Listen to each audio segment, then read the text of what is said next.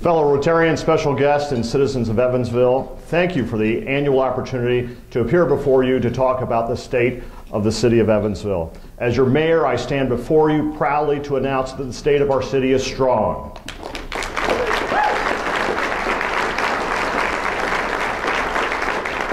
It is without doubt that Evansville is a community that is energized, passionate, and engaged. There are many ways to evaluate any government entity, and two of the most traditional are economic development and financial strength. Looking at the past 3 years, our city is strong in job creation, with more than 2,400 full-time jobs created or retained in a wide range of sectors.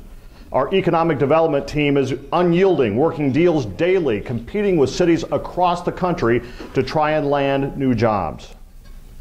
Last year, the city was successful in efforts to land the Hire America Research and Development Center. Hire is the world's largest manufacturer of appliances, and it chose Evansville for its first U.S. product tech center. The initial $5 million investment and 50 jobs is also a symbolic victory for our city, which has a storied history in appliance manufacturing.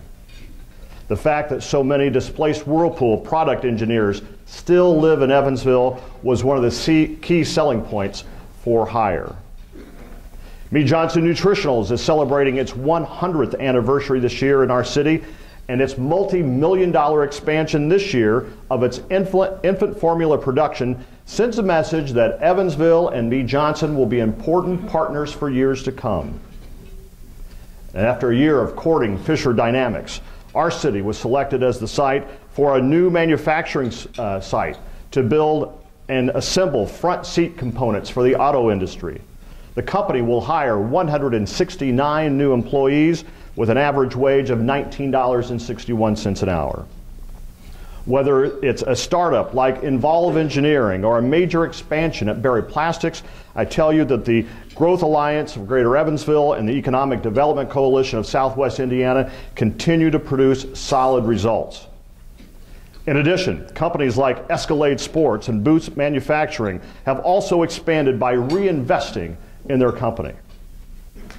Along the economic development lines, one of the lines I hear frequently is the need for additional air service out of Evansville. I'd like to give a shout out to Airport Manager Doug Jost and Marketing Director Diana Page for their great efforts in answering that need. Last fall, U.S. Airways began 3 daily flights to Chicago. From Charlotte, U.S. Airways flies to 120 destinations. And just 2 weeks ago, we announced that United Airlines is coming to Evansville, adding 3 daily flights to Chicago. The United edition creates 79 new destinations from Evansville through O'Hare. These new travel options will greatly enhance our job attraction and retention efforts, and also offering many new destinations for vacation goers. The estimated annual impact of these additions is in the millions of dollars. The city's financial situation is another standard measurement that communities review.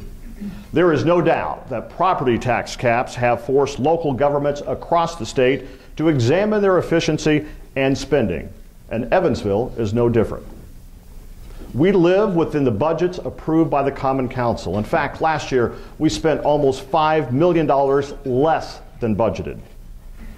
But even with declines in revenue as a result of the tax caps, city government continues to operate, make smart reductions when necessary, all while making strategic investments in city services and infrastructure, and still delivering the kind of service, government service, that sets Evansville apart. Following the city's extensive conversion of its accounting software system, Evansville has achieved consecutive clean audit opinions from the State Board of Accounts, reaffirming its confidence in our financial management. Further evidence that our city is fiscally strong comes straight from Standard & Poor's and Moody's, both of whom have reaffirmed our bond ratings. The agencies say we have adequate to good cash reserves and a large and diverse employment and income tax base, which are reasons why the city has the capacity to take on major projects. Whether it's commercial and retail growth or the renewed interest in our urban core, our city is strong with development. At the State of the Real Estate presentation a couple of weeks ago, it was reassuring to hear of expansions throughout the city, coupled with the prediction of growth in all commercial sectors in 2015. Our urban core has the benefit of having a tax increment financing district, also known as a TIF. The public financing method does not increase property taxes, but rather reallocates funds from property taxes to encourage investment within that district. The downtown TIF has enabled the city to take on projects such as the Convention Hotel and Medical School campus, which is why we are pursuing a new downtown master plan, the city's first since 2001.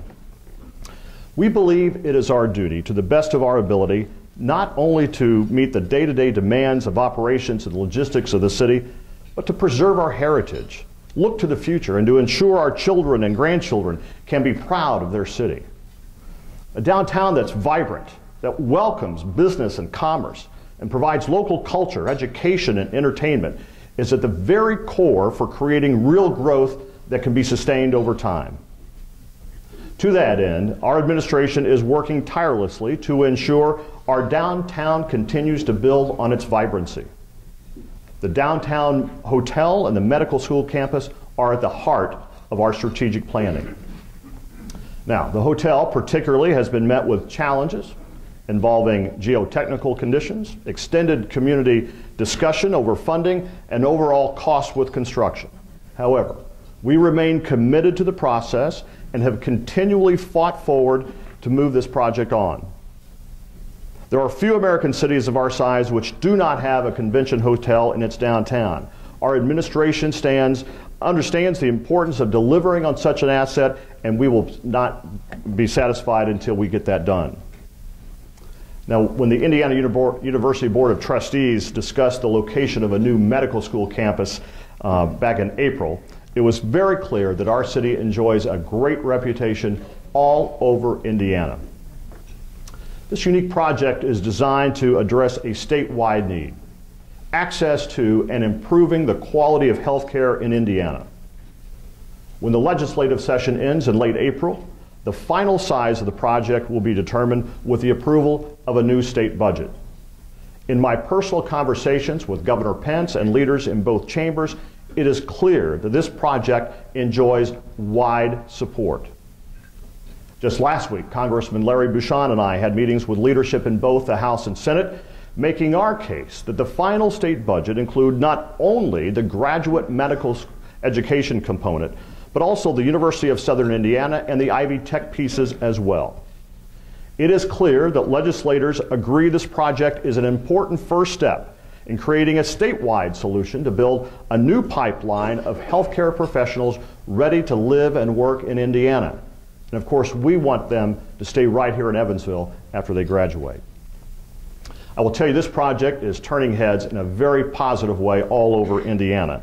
On one hand, you have these great partnerships between the universities. You have Indiana University, the University of Evansville, the University of Southern Indiana, and Ivy Tech working on the educational piece.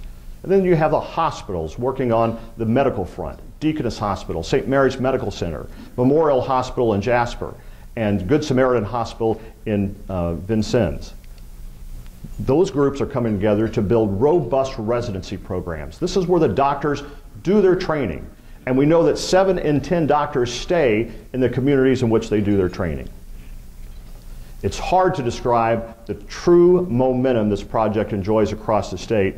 It's because of the hard work of so many people in this community, but two stand out in my mind. Dr. Steve Becker, the school's dean, and Pat Shoulders, a member of the IU Board of Trustees. Dr. Becker has been in the middle of building these key partnerships. He's being asked to go all over the state of Indiana to ask, how are you doing it down there? So Dr. Becker, I think you're here today. Thank you very much.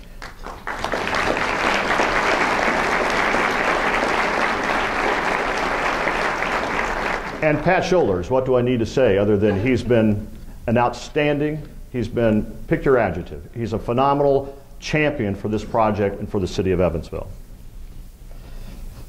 There's also an obvious, huge economic impact benefit to our city. Just think of how the influx of students and faculties will have on our downtown going forward.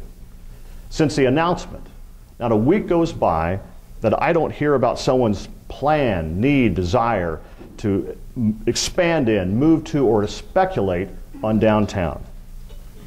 I was the commencement speaker at the Signature School last May, and I told those graduates to take a picture of downtown, because when they come back for their 5-year reunion or their 10-year reunion, they will not recognize downtown Evansville. The development opportunities are growing, but without a clean city, streets, sidewalks, neighborhoods, our efforts can be hindered. I know our city is strong with pride because of the incredible partnerships we enjoy with Keep Evansville Beautiful and Republic Waste Services. Our Clean Evansville initiative has picked up over 80,000 pounds of trash in 3 years with more than 5,000 volunteers. These volunteers come out with us on the first Saturday of every month. We have scout groups, we have church groups, we have civic groups, we've had Rotary. We have families that just come out and pitch in because they want to help. It is truly rewarding. Perhaps there's no greater symbol of pride in Evansville than the LST 325. It was the passion and support from our citizens that helped convince the board that the LST needed to stay in Evansville. The board is comprised of a bunch of really dedicated people. Let's send a message to that board, a message of affirmation, of thanks. I challenge everyone in this room, take a tour of the LST. Take your family, encourage a school field trip, go with your fellow Rotarians, but do it. It will help the LST. And if our efforts to convince the legislature of land-based gaming are successful, the LST could have a new, more prominent role right here on the Evansville riverfront. And Tropicana, I have to tell you, has been a great community partner, and its investment in Evansville will continue to further our tourism industry. The potential combination of a new convention hotel, a land-based casino with a brand new softball complex, and new features at Mesker Zoo, as well as the recent expansions of Willard Library and the Museum of Arts, History, and Science, are all elements to make our city a strong destination. Thanks to Bob Warren and his team, the $16.5 million softball complex, fully funded by the innkeeper tax, is scheduled for opening late May. 21 of the 23 available dates for this year are already booked. The complex is expected to draw 180 to 200,000 new visitors a year to our city, expected to generate annual economic benefit to our city between $13 million and $16 million. Ladies and gentlemen, this represents brand new investment for our city. No doubt the quality of life is an equally important measurement of a city. Last year, it was nice to announce the gracious pledge by Rotary to help fund Rotary Centennial Wetland at the future Roberts Park. Those efforts continue, and we are finding additional ways to keep this project moving. I'm pleased to announce that on Arbor Day, April 24th, mark your calendars, the city will be planting over 200 trees around the perimeter of Roberts Park. This effort is being spearheaded by Josh Krull and Tom Guggenheim, who have started a fundraising effort, and they are both here. Where are they? Give those guys a hand. Where are they? Wave. They're in the back. They're hiding in the back there. These guys are doing a phenomenal job for us. The donation from the fundraising will be held at a new fund at the Evansville Parks Foundation, where anyone could make a donation and help plant a tree at the future Roberts Park. In addition, the Parks Department is working with local running groups to mark temporary trails on the site until funding is placed to do the infrastructure phase 1 of the park. I was further inspired over the past week by the response from the simple request of asking our citizens to share why they believe Evansville is strong. These photographs, comments, and posts, and the reasons from you on why Evansville is a strong city and it's moving forward. Now, one of my personal reasons I believe Evansville is such a strong city is the great network of family and friends. I'd like to take just a moment to recognize my family in Evansville. My wife Carol is here today, your newest Rotarian, and she's already been a greeter.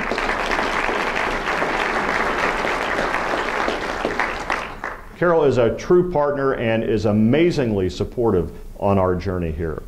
My parents were supposed to be here today. 2 weeks ago today, they celebrated their dad turned 85, mom turned 80. They got 315 or 20 cards. My dad counts them every day, gives me a new inventory. But a little health situation with the weekend prevented them from being here today. But they are incredibly supportive, and every Saturday I get a pop quiz on all the events going on in city government. So I'd like to recognize Carol and my mom and dad.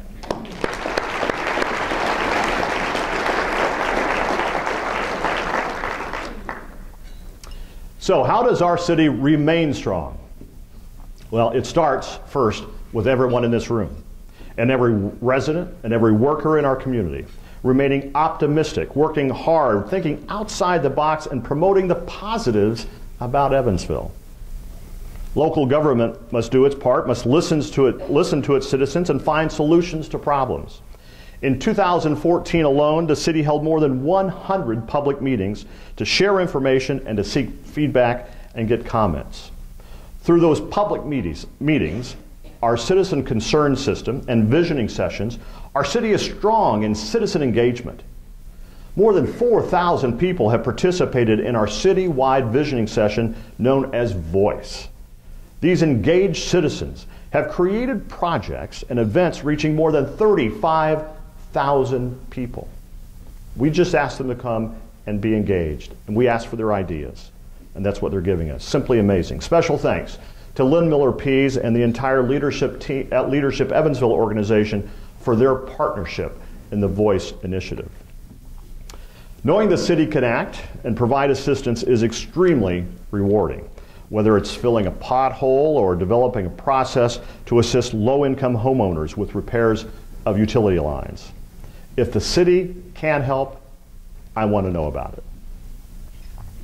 There is a tremendous amount of positive energy in this room today, and it's incumbent upon all of us to strive to strengthen our city by ensuring open and accountable government. This week, residents will have immediate access to comprehensive information on the roughly 60 city, county, and joint boards and commissions.